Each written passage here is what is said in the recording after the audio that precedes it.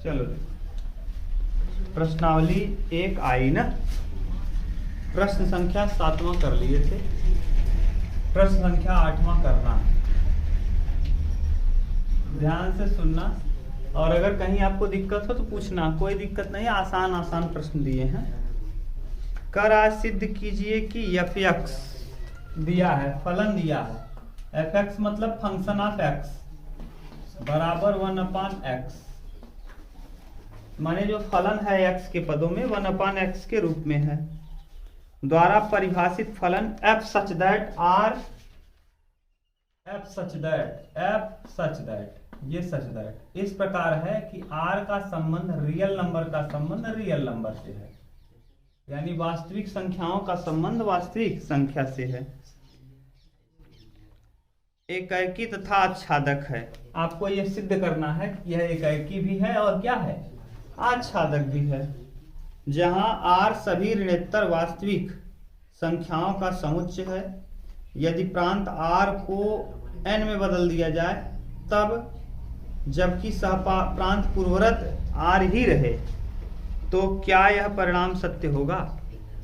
ध्यान से सुनना, यहाँ 2 प्रश्न दिया है। कह रहा है इसके लिए, तो देखो सुन लो, इसके लिए कह रहा है एकाएकी भी होगा, सिद्ध करिए। ये क्या होगा, एकाएकी होगा और आच्छादक होगा। और आपको कहा है अगर यही ऐसे दे दिया जाए, f such that natural number से रियल नंबर में, यही दिया है। हाँ, नेचुरल नंबर से किस में, रियल नंबर में। ऋणोत्तर पूर्णांक है, r को n में बदल दिया जाए, जबकि सहप्रांत वही रहे, तो सहप्रांत यानी इसको कहते हैं सहप्रांत, इसको कहते हैं प्रांत। ध्यान से समझ लो भाषा। कह रहा है कि r का रिलेशन r से ही अगर रहे तो एकाएकी भी होगा और आच्छादक भी होगा, ये सिद्ध करना। बाद में कह रहा है कि अगर रिलेशन n का r से हो जाए, नेचुरल नंबर का किससे, रियल, ये नहीं कहा है कि n का r से, लेकिन भाषा कहा है कि इसमें भाषा में लिखा है कि जहां r सभी ऋणोत्तर वास्तविक संख्याओं का समुच्चय है, यदि प्रांत r रहे, यानी प्रांत जो है वो r ही रहे, यानी प्रांत r रहे, प्रांत r को n में बदल दिया जाए, यानी देखो पहला इसे कहते हो प्रांत, इसे कहते हो सहप्रांत ना। प्रांत और सहप्रांत यानी जिनका जिनका संबंध रहेगा वो परिसर हो जाएगा, जो बच जाएगा वो सहप्रांत होगा। ये पढ़ा दिए हैं ना। मान लो जैसे जैसे आप लोग नए हो तो समझ लो प्रांत परिसर क्या है।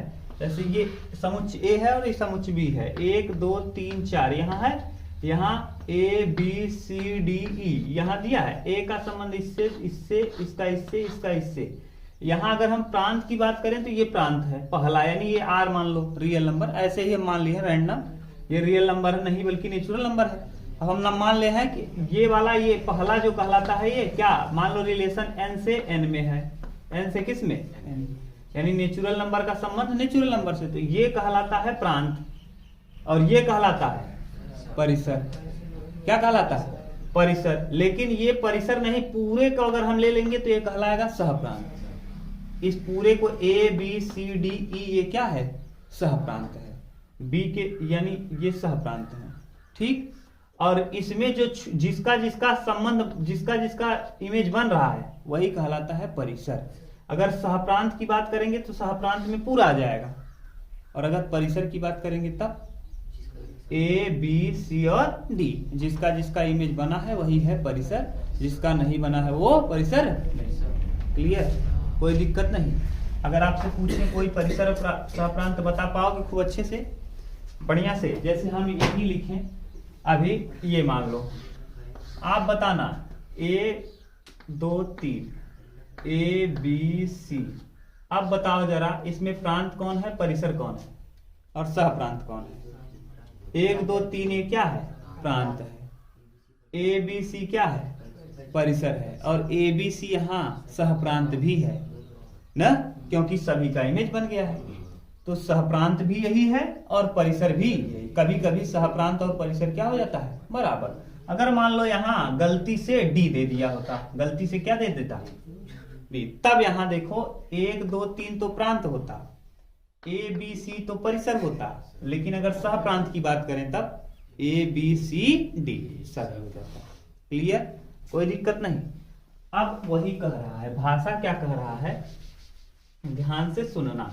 भाषा में ये कह रहा है भैया कि अगर हम प्रांत, प्रांत माने पहले वाले को हम कहते हैं प्रांत, अब तो समझ गए, यानी जो पहले डिब्बे में रहता है वो प्रांत, और बाद वाला डिब्बा परिसर या सहप्रांत दोनों कहा जाएगा। अगर इमेज बन रहा है इमेज तो परिसर है, इमेज नहीं बना है, छूटा हुआ है, तो सहप्रांत कहलाएगा। कह क्या रहा है, यदि हम प्रांत को बदल दें, यानी यहां देखो प्रांत कौन सा नंबर है, रियल नंबर। कह रहा है अगर हम प्रांत को बदल करके क्या कर दें, नेचुरल नंबर कर दें, प्रांत को बदल करके क्या कर दें, और परिसर जो है वही रहे, सहप्रांत वही रहे।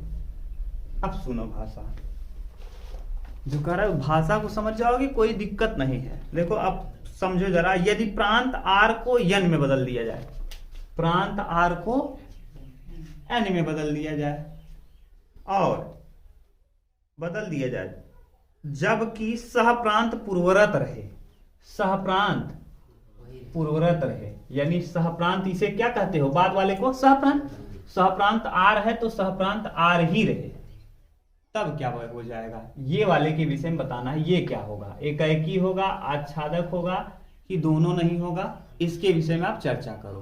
पहले सिद्ध करो कि ये वाला फलन एकाएकी है और आच्छादक है, और फिर बाद में ये बता दो, इसके विषय में बताओ ये क्या होगा।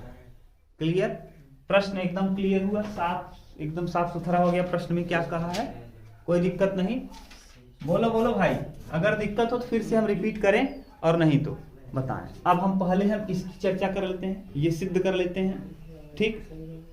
तो अब सिद्ध करने के लिए सबसे पहले आप करोगे क्या, अभी पढ़ा दिए हैं एकाएकी के लिए, किसके लिए, एकाएकी के लिए। अब एकाएकी के लिए बताओ, अब x1 और x2, x1 comma x2 belongs to R। हम मान लिए कि x1 और x2 दो संख्याएं हैं जो किसमें बिलोंग कर रही हैं, अरे रियल नंबर में, ठीक। अब यहां दिया है, दिया क्या है, फंक्शन f ऑफ x बराबर भैया 1/x, क्लियर। अगर हम यहां रख देंगे f ऑफ x1 बराबर 1/x1, ये समीकरण मान लेंगे एक, और ऐसे ही अगर हम रख देंगे f ऑफ x2 x की जगह, तो यहाँ हो जाएगा 1/x2, ये समीकरण नंबर हो जाएगा। एकाएकी के लिए दोनों ही आपस में क्या होते हैं, बराबर। तो अगर हम बराबर करेंगे तो f ऑफ x1 बराबर f ऑफ x2, x1 का वैल्यू बताओ क्या है, 1/x1 बराबर 1/x2। तिर्यक गुणा जब करोगे तो देखो तिर्यक गुणा करने पे क्या आ जाएगा, x1 बराबर x2। अरे भैया इसका यहाँ कर देंगे, इसका यहाँ कर देंगे, तो इसका मतलब ये क्या हो गया, एकाएकी, तो एकाएकी सिद्ध हो गया, ठीक। देखो पूरा दिख रहा है कि नहीं, कहाँ तक दिखा, नीचे वाला लाइन नहीं दिखा,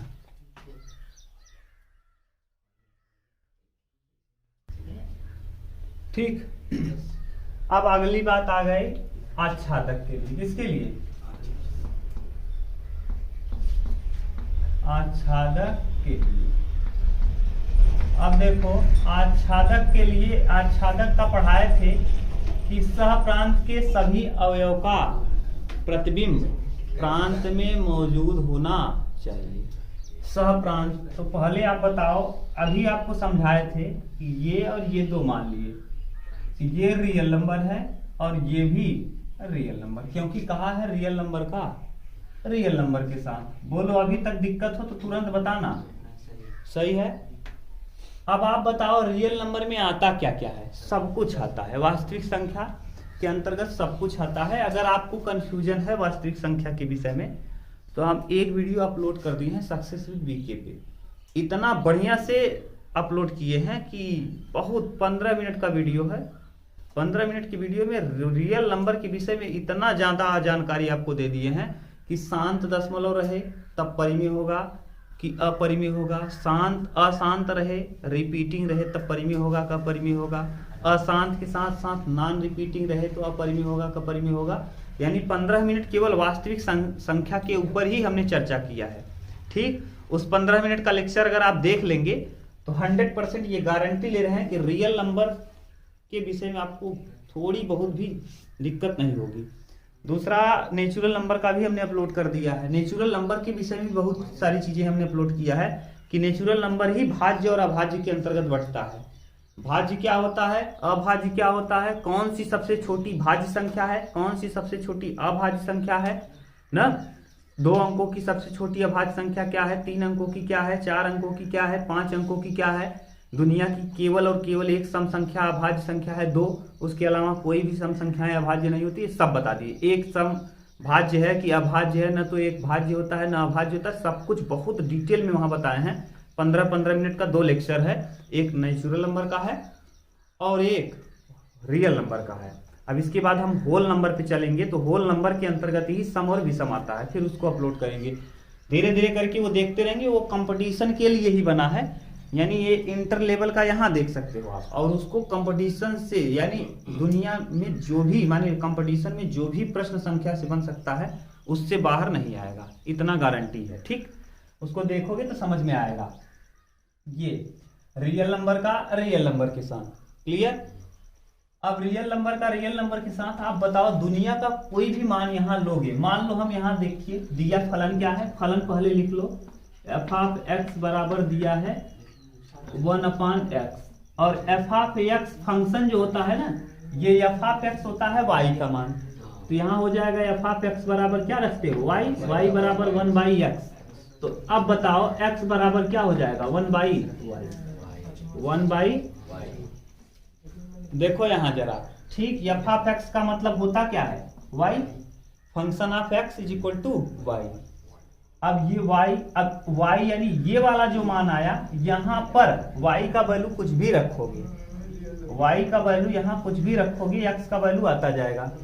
यहाँ y का वैल्यू अगर हम 1 रख लें तो 1/1 यानी 1, और यहाँ 1 मान आ जाएगा। अगर y की जगह हम 1 रखेंगे तो y की जगह 1 रखने पर 1/1 यानी कितना 1, तो x का वैल्यू भी। अब मान लो अगर हम y की जगह 2 रख दें, 2, तो यहाँ क्या आ जाएगा x की जगह 1/2। अगर हम y की जगह चाहे जो रख लो, -1 रख लेंगे, -1 भी आता है रियल नंबर में। अगर -1 रखेंगे तो y का x का वैल्यू भी माइनस। अब ये जरा बताओ सही ध्यान से कि क्या ये जो यहाँ लिखा गया है ये रियल नंबर है? हाँ, ये भी रियल नंबर है और ये भी रियल नंबर है। तो इसका मतलब रियल नंबर के लिए ये आच्छादक भी है, क्योंकि सभी मानों के लिए, सहप्रांत के सभी मान के लिए, हाँ, प्रांत में प्रतिबिंब विद्यमान है, अतः यह एक आच्छादक फलन है। लिखेंगे सहप्रांत के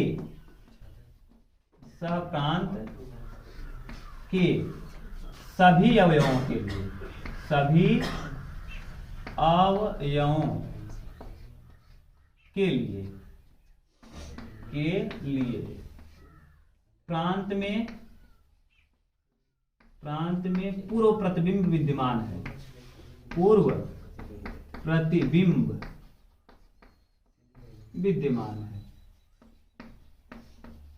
विद्यमान है, अतः यह आच्छादक भी है, अतः यह आच्छादक भी है।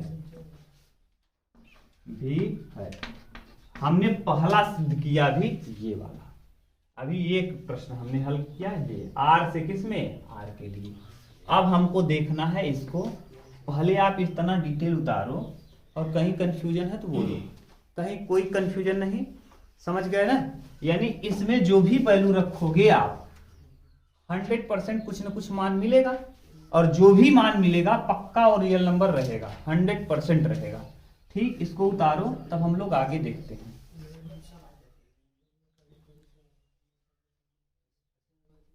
देखो ध्यान से समझो। अब हम आगे बात कर रहे हैं किसके लिए, ये पहला प्रश्न हुआ अभी, और हम दूसरे की चर्चा कर रहे हैं। जब नेचुरल नंबर से किसमें बिलोंग कर जाए, रियल नंबर में, नेचुरल नंबर से रियल नंबर में बिलोंग करेगा, तब क्या होगा, तब एकाएकी के लिए तो कोई दिक्कत नहीं है ना। लेकिन जब हम आच्छादक पर आएंगे तो आच्छादक के लिए देखो ये यहां कर देंगे क्या n, सही है। क्यों? क्योंकि n से कहां जाना है r में। नेचुरल तो रियल नंबर के अंतर्गत एक आता है, दो भी आता है, -1 आता है, 1/2 आता है। जब एक रखेंगे तो एक आएगा, ये नेचुरल नंबर होता है। दो रखेंगे तो 1/2 आएगा, नेचुरल नंबर होता ही नहीं ना। नेचुरल नंबर कहाँ से चालू होता है? 1 2 3 4 5 6 7 8, ये सब क्या है? Natural number. और ये 1/2 क्या है? नेचुरल नंबर है नहीं। जब नेचुरल नंबर है ये नहीं है तो बताओ यह सहप्रांत के सभी यानी इसके सभी अवयवों का पूर्व प्रतिबिंब इसमें विद्यमान है नहीं।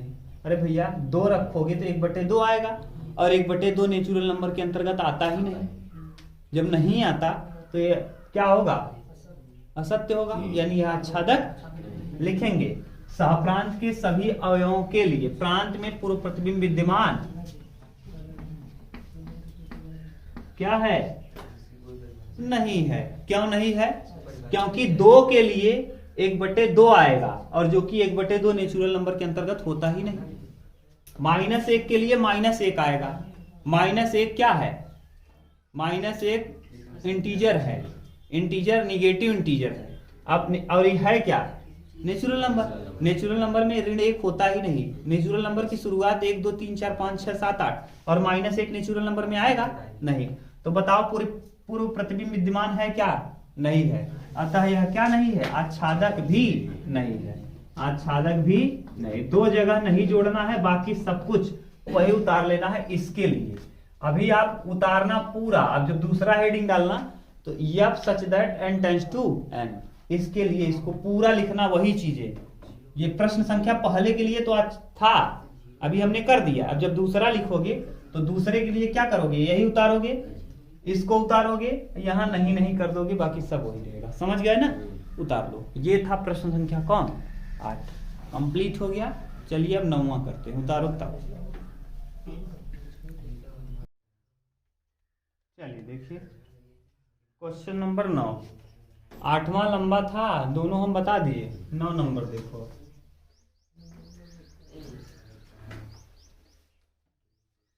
निम्नलिखित फलनों की एकाएकी इंजेक्टिव, एकाएकी मतलब इंजेक्टिव, आच्छादक सर्जेक्टिव गुणों की जांच कीजिए ना। कभी कभी कोई इंग्लिश में बोलेगा इंजेक्टिव सर्जेक्टिव, तो कंफ्यूज मत होना। इंजेक्टिव का मतलब एकाएकी और सर्जेक्टिव का मतलब आच्छादक। सर्जेक्टिव मतलब आच्छादक। ठीक कह रहा है पहला प्रश्न। 9वीं में कई प्रश्न दिए हैं, हमको सबको समझना है। यहां कह रहा है f(x) बराबर x² ना द्वारा प्रदत्त फलन नेचुरल नंबर से नेचुरल नंबर में। अब फलन कहां से कहां है जानते हो? यह such that n tends to n। अगर ये पूरा 9वां समझ लिए आप तो समझ लो फिर आप अच्छे से एकाएकी और आच्छादक प्रूफ करना समझ जाओगे। 9वां में कई प्रश्न दिया है, अगर इसको आप ढंग से समझ गए तो गारंटी है कि आप सब कुछ समझ जाओगे बहुत अच्छे से। धीरे धीरे करके समझो कहां से कहां दिया है, नेचुरल नंबर से। क्लियर? आप लोगों को बार बार कह रहे हैं, एक बार ये क्लास देखिएगा आज जाके, सक्सेस विद वीके हम अपलोड करेंगे, उसको देख लेना, क्योंकि आपको कंफ्यूजन तब नहीं होगा। नहीं तो बार बार ये नेचुरल नंबर, ये होल नंबर, ये इंटीजर, ये पॉजिटिव इंटीजर, कुल कंफ्यूजन होगा। अब नेचुरल से नेचुरल में है तो सबसे पहले हम किसके लिए सिद्ध करेंगे? एकाएकी के लिए। एकाएकी के लिए, एकाएकी के लिए। चलो जब एकाएकी के लिए सिद्ध करोगे तो आप बताओ क्या दिया है फलन? f(x) बराबर x²। ठीक, मान लेंगे x1 comma x2 belongs to, x1 और x2 किस में बिलोंग कर रहा है? नेचुरल नंबर n में। नेचुरल नंबर किस में? n में। तो अब यहां रखेंगे तो f(x1) बराबर कितना? x1²। ठीक, और अगर हम यहाँ समीकरण इसको मान लेंगे कितना? 1। ऐसे ही f(x2) बराबर x2 का ये समीकरण 2। कोई दिक्कत तो नहीं ना, यही रख रहे हैं, यहाँ x1 रख रहे हैं तो यहाँ x1, यहाँ x2 रख रहे हैं तो यहाँ x2। अब दोनों को हम बराबर करेंगे तो f ऑफ x1 बराबर f of x2। f of x1 का वैल्यू बताओ, x1 का स्क्वायर बराबर x2 का स्क्वायर। अगर ध्यान से देखेंगे तो यहाँ x1 बराबर प्लस माइनस x2, x1 बराबर प्लस माइनस x2। ना समझ में आए तो x1 का स्क्वायर माइनस x2 के स्क्वायर इधर करेंगे बराबर 0, एक कोष्टक में स्क्वायर माइनस b स्क्वायर, एक कोष्टक में x माइनस y x2, एक कोष्टक में x2 माइनस x1। समझ गए ना?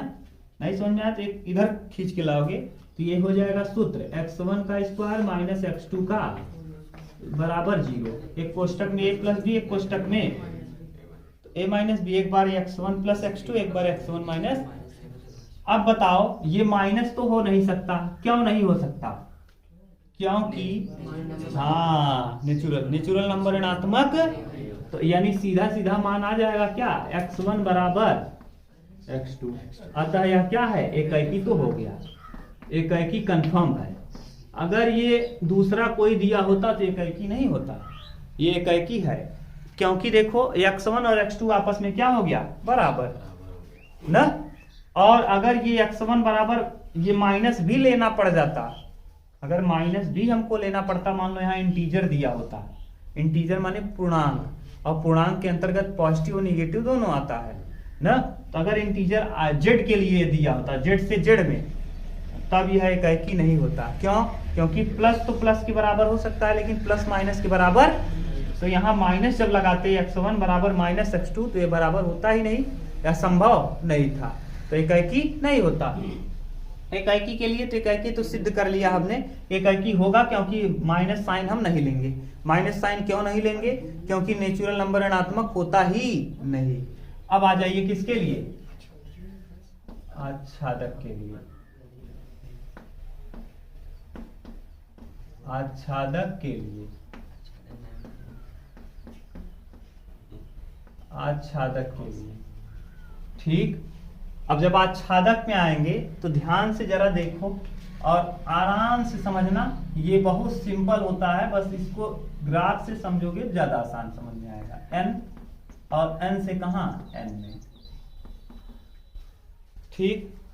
अब जरा एक बताओ, अगर हम यहां रखें x स्क्वायर दिया है, यानी फलन क्या है, फलन है f ऑफ x बराबर x स्क्वायर, और फलन को हम मानते क्या है, याद करके रखना, इसको y कहते हैं, y बराबर x स्क्वायर, y बराबर। अगर हम x बराबर लिखना चाहें भैया तो अंडर रूट y लिख लेंगे, क्या, अंडर रूट y, x बराबर अंडर रूट y। अगर हम एक का यहाँ एक रखेंगे तो एक का वर्ग बताओ, ये x वाला वैल्यू है, ये y वाला, अगर हम यहाँ एक रखेंगे एक, तो यहाँ एक का वर्गमूल करेंगे तो एक आएगा क्या। अगर यहाँ हम भैया दो रख लेंगे, दो, हाँ, तो यहाँ क्या आ जाएगा, अंडर रूट 2। अगर यहाँ मान लो हम 4 रख लेंगे तो 4 यानी यहाँ हो जाएगा 2। बताओ 2 का वर्ग 4 होगा, 2 और ये 1 और 2, ये दोनों की दोनों संख्याएं नेचुरल नंबर हैं, ये भी नेचुरल नंबर है, ये भी है, ये भी है, ये भी। लेकिन जरा ये बताओ कि नेचुरल नंबर का संबंध नेचुरल नंबर से, ये तो नेचुरल नंबर है लेकिन ये नेचुरल नंबर नहीं है, अपरिमेय संख्या है। और यहाँ रिलेशन किससे है, नेचुरल नंबर से। यहाँ रिलेशन किससे है, और यहाँ ये आ क्या गया, अपरिमेय, क्या है, तो बताओ नेचुरल नंबर है, यहाँ सेट तो है नेचुरल नंबर का, लेकिन वैल्यू आ रहा है क्या, वास्तविक, अपरिमेय। और अपरिमेय आ रहा है, वास्तविक संख्या के अंतर्गत ही आता है। अब अपरिमेय आ गया तो बताओ इसका इमेज यहाँ मिलेगा क्या, नहीं मिलेगा। यही तो कह रहे हैं कि सहप्रांत के अवयव का पूर्व प्रतिबिंब यहाँ मिल पाएगा नहीं, तो क्या लिखेंगे, सहप्रांत के अवयवों का पूर्व प्रतिबिंब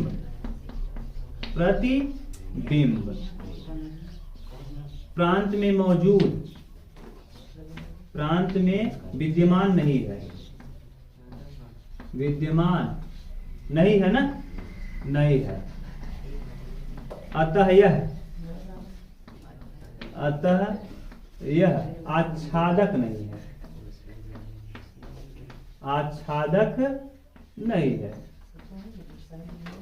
पहले पे हमने चर्चा कर दिया, उतार लो। अब जरा कंफ्यूजन हो तो बताओ, सब में यही लिखना है, खूब ध्यान से समझ लो, और दिक्कत हो तो बताओ।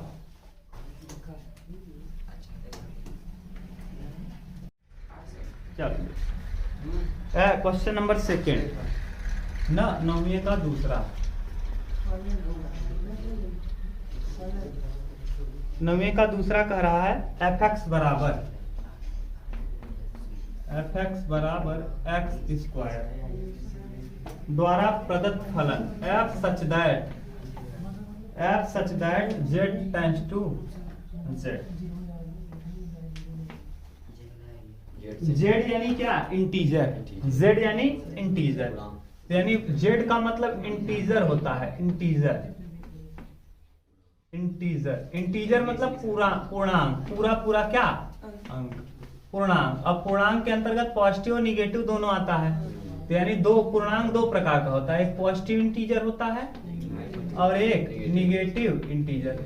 और यहाँ देखिए इसकी शुरुआत कहाँ से करते हो, तो 0 1 2 3 डॉट डॉट डॉट, ये -1 -2 -3 डॉट डॉट डॉट, यही कहलाता है क्या, पूर्णांक। ये क्या है, पूर्णांक। पूर्णांक के अंतर्गत ये आएगा। अब 0 देखिए, 0 neither positive integer nor negative integer, 0 न तो पॉजिटिव इंटीजर होता है न ही निगेटिव, ये दोनों नहीं होता। याद करके रखना, 0 neither positive integer nor negative integer, 0 न तो धनात्मक पूर्णांक होता है न ही ऋणात्मक पूर्णांक। पूर्णांक के अंतर्गत आता है लेकिन न तो धनात्मक होता है और न ही ऋणात्मक होता है। अब ये देखिए, इधर ऋणात्मक हो गया, इधर धनात्मक हो गया। अब जब यहां पुट करेंगे फिर वही, माना एकाएकी के लिए, किसके लिए, एकाएकी के लिए। अब एकाएकी के लिए जब करोगे तो बताओ x1 x2 बिलोंग्स टू किस में, बिलोंग्स टू जेड में बिलोंग कर रहा है। अगर x1 x2 जेड में बिलोंग कर रहा है भैया, तो बताओ f(x) बराबर क्या दिया है, x स्क्वायर। यहाँ पुट करेंगे तो f(x1) बराबर x1 स्क्वायर और f(x2) बराबर x2 स्क्वायर। अब दोनों आपस में एकाएकी के लिए बराबर होता है, तो f(x1) बराबर f(x2), यानी क्या, x1 का होल स्क्वायर बराबर x2 का होल स्क्वायर। यानी कुल मिला के यहाँ x1 बराबर क्या आ जाएगा, x1 बराबर प्लस माइनस x2, x1 बराबर प्लस माइनस x2। अब देखिए इंटीजर में प्लस वाला भी चीज आता है और माइनस वाला भी चीज आता है, इसका मतलब x1 दो लोगों के बराबर हो गया। यानी x1 जो आया, x1 या तो x2 के बराबर होगा या तो माइनस x2 के बराबर होगा। और अभी आपको बताओ ये कि क्या ऐसा आपको बताया है, एक का संबंध एक से होना चाहिए कि एक का संबंध दो से होना चाहिए। यहाँ x1 का संबंध किन लोगों से है, प्लस वालों के साथ भी है, और अतः यह एकाएकी नहीं है। इसका मतलब एकाएकी नहीं है, एकाएकी नहीं। बोलो एकाएकी नहीं, बोलो सही है, क्योंकि x1 का संबंध दो लोगों से हो गया, एक प्लस x2 से और एक माइनस से, एकाएकी नहीं। इंटीजर के लिए यही फलन अभी आप देखे थे इसके पहले, वहां यहाँ n दिया था, यहाँ n दिया था, तब वहां सत्य था। क्यों सत्य था, क्योंकि वहां पर माइनस होता नहीं, नेचुरल नंबर में माइनस विद्यमान नहीं होता, लेकिन यहाँ माइनस विद्यमान है, अतः यह क्या हो जाएगा, एकाएकी नहीं है, क्योंकि इसका दो संबंध हो गया। अब हम चलेंगे किसको चेक करेंगे, आच्छादक को। क्लियर, तो अब देखिए किसके लिए, आच्छादक के लिए, आच्छादक के लिए बात मत करो, आच्छादक। ये क्या है, z, ये क्या है z, z का मतलब इंटीजर।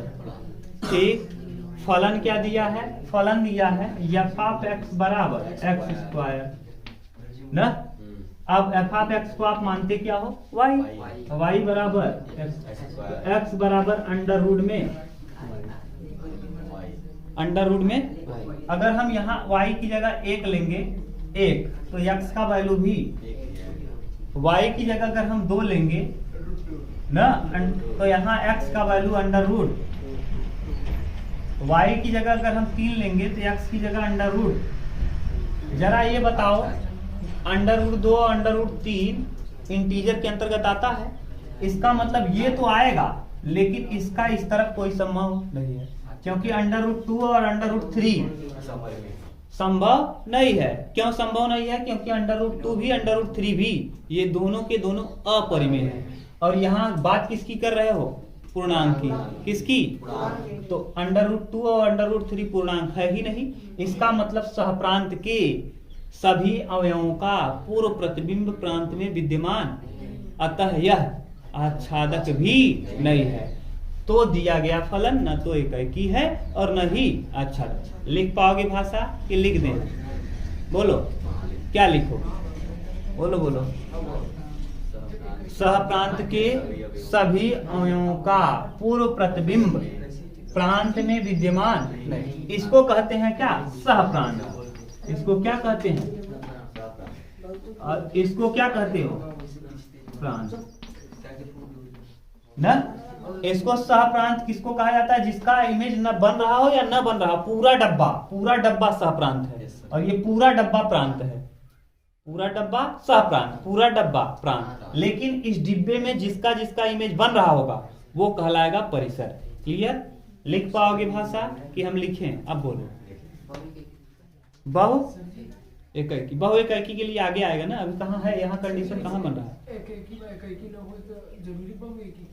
हाँ एकाकी नहीं होगा तो हो सकता है एक का संबंध 2 से हो, 2 से हो, बहु एकाकी हो जाएगा। बहु एकाकी किसके लिए होगा जानते हो, ग्रेटर इंटीजर फंक्शन। अभी हम पढ़ाएंगे आपको ग्रेटर इंटीजर फंक्शन, ऐसे दे देगा, आगे पढ़ाएंगे। ग्रेटर इंटीजर फंक्शन यानी ये बड़ा कोष्टक मत कहना, इसे हम लोग गणित की भाषा में कहते हैं ग्रेटर इंटीजर फंक्शन, महत्तम पूर्णांक फलन। इसे क्या कहते हो, महत्तम पूर्णांक फलन, अंग्रेजी में कहते हैं ग्रेटर इंटीजर फंक्शन। तो इसके लिए जो है आएगा ना, जैसे 1.5 है और 1.4 है, तो इसमें महत्तम पूर्णांक कौन है, महत्तम पूर्णांक पूरा अंक हो और बड़ा हो। बताओ 0.5 पूरा अंक है और 0.4 की एक पूरा अंक है, एक, और महत्तम लेना है तो इसका जो इमेज आएगा ना, इसका भी मान 1 आएगा, इसका भी मान 1 ही आएगा। महत्तम पूर्णांक का मतलब ये होता है, जैसे यही 2.5 दिया होता तो 2.5 में बताओ पूरा अंक कौन है, तो पूर्णांक कौन हो जाएगा, और 2.6 दिया रहता तब भी 2 ही होता, तो 2 का 2 होता। देखो 2.5 का भी और 2.6 का भी, दोनों का कितना आएगा, 2। अब बताओ 2 का प्रतिबिंब कितने बन रहा, तो बताओ ये क्या हुआ, बहु एकाकी। क्या हो गया, बहु एकाकी।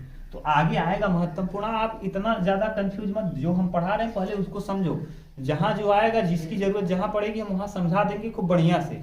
अभी ये बताओ, इस प्रश्न में कहीं दिक्कत हो तब बताओ, नहीं ना तब उतारो इसको, तब क्या, आगे मत पूछा करो। आगे पूछने से ना हमको बताने में दिक्कत नहीं है, फिर लाइन से आप भटक जाओगे। फिर ये बताना पड़ेगा, इसमें अगर मान लो ऋणात्मक आ जाए, यहाँ माइनस लग जाए, तब किसको ग्रेटर लेंगे, जैसे -3.4 आ जाए तब -4 को हम महत्तम पूर्णांक मानेंगे। ये सब समझना है ना, उतारो। चलो देखो अगला, नेक्स्ट।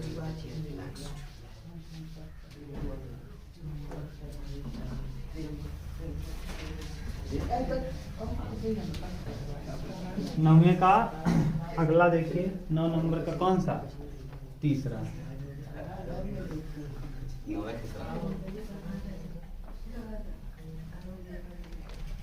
तीसरा कह रहा है कि f(x) बराबर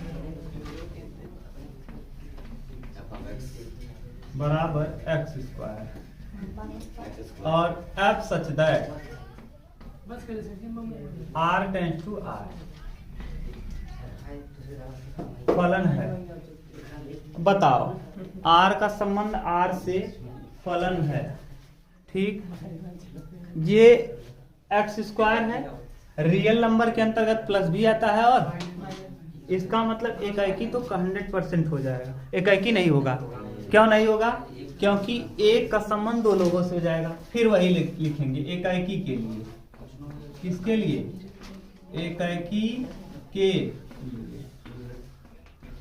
जब एकाएकी के लिए करोगे आप तो बताओ क्या होगा? एफ ऑफ x1 बराबर x1 का स्क्वायर, एफ ऑफ x2 बराबर x2 का स्क्वायर, यानी x1 का स्क्वायर बराबर x2 का स्क्वायर, x1 बराबर plus minus x2 plus minus x2। तो ये बताओ x1 के लिए कितने मान आ गए? एक प्लस आया x2 और एक माइनस आया x2। बताओ क्या ऐसा संभव है क्या एक ही के लिए दो मान आ जाए? हाँ, गलत। तो एकाएकी एकाएकी नहीं है, तो एकाएकी नहीं। पहला काम तो हो गया आपका। अब किसके लिए आपको देखना है? आच्छादक के लिए। किसके लिए? आच्छादक के लिए। और जब आच्छादक के लिए करेंगे भैया तो बताओ आच्छादक का पूर्व प्रतिबिंब विद्यमान होना चाहिए, यानी एफ ऑफ एक्स बराबर एक्स स्क्वायर, तो y बराबर एक्स स्क्वायर, और तो x बराबर हो जाएगा अंडर रूट में y। अब यहाँ फिर वही बनाएंगे ये, और यहाँ ये। यहाँ रियल नंबर दिया है, रियल नंबर में से रियल नंबर। अब रियल नंबर आप यहाँ चाहे जो लेंगे, मान लीजिए हमने एक लिया तो यहाँ तो एक आ जाएगा, लेकिन अगर हम यहाँ दो लेंगे तो यहाँ अंडर रूट दो आ जाएगा। जरा ये बताओ क्या अंडर रूट दो रियल नंबर के अंतर्गत आता है? अंडर रूट दो रियल नंबर के अंतर्गत, वास्तविक संख्या के अंतर्गत आता है। क्यों? क्यों? हाँ, क्यों बताओ? रियल नंबर के अंतर्गत। रियल मतलब क्या? आप पहले यहाँ समझा दें आपको। रियल किसे कहते हैं? Real number. रियल नंबर ऐसा नंबर है जो सभी को धारण किया है।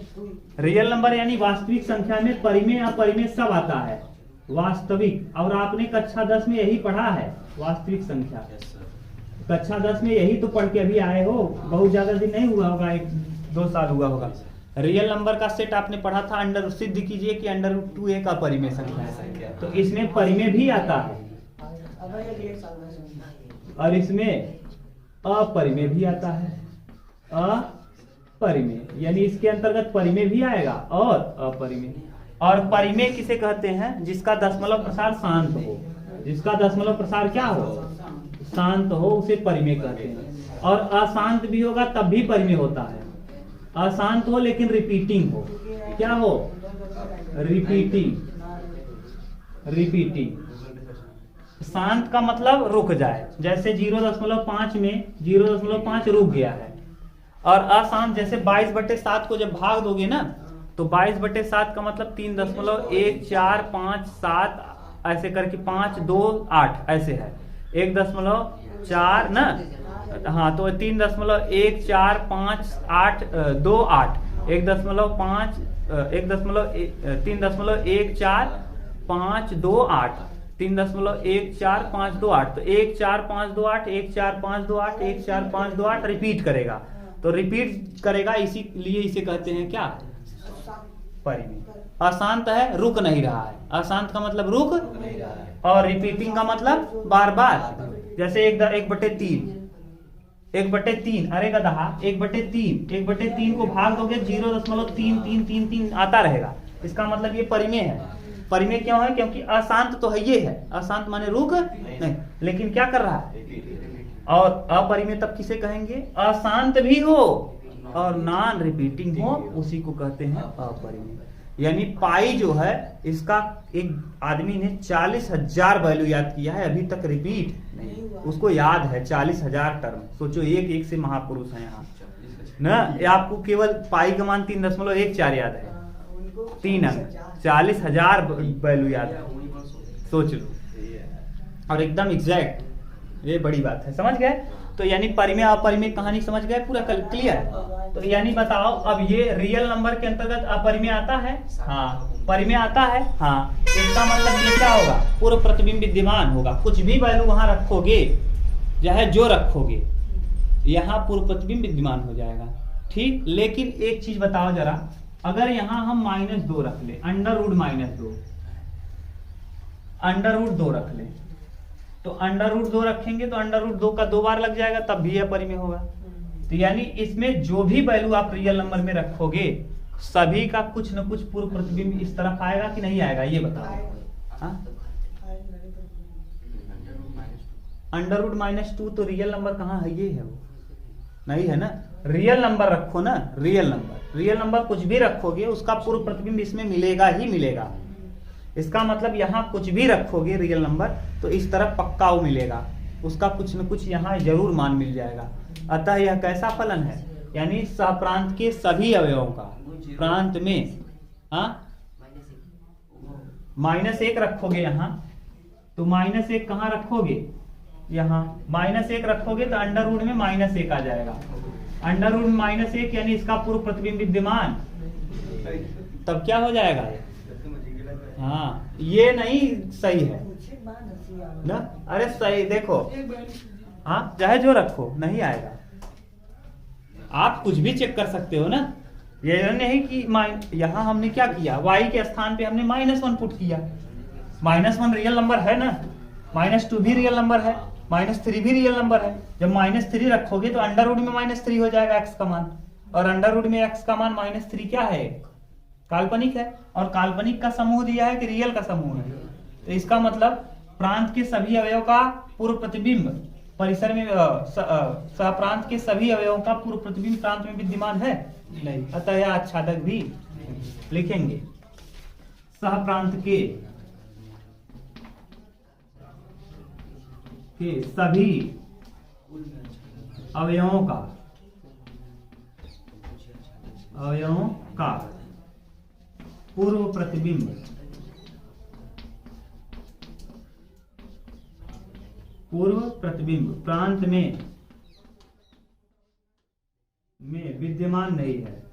पूर्व प्रतिबिंब प्रांत में विद्यमान नहीं है, अतः यह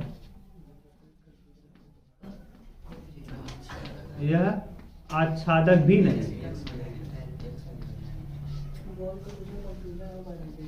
हाँ, चाहे जो पूछो हम बता रहे हैं, बोलो राज, क्या पूछना चाहते हो।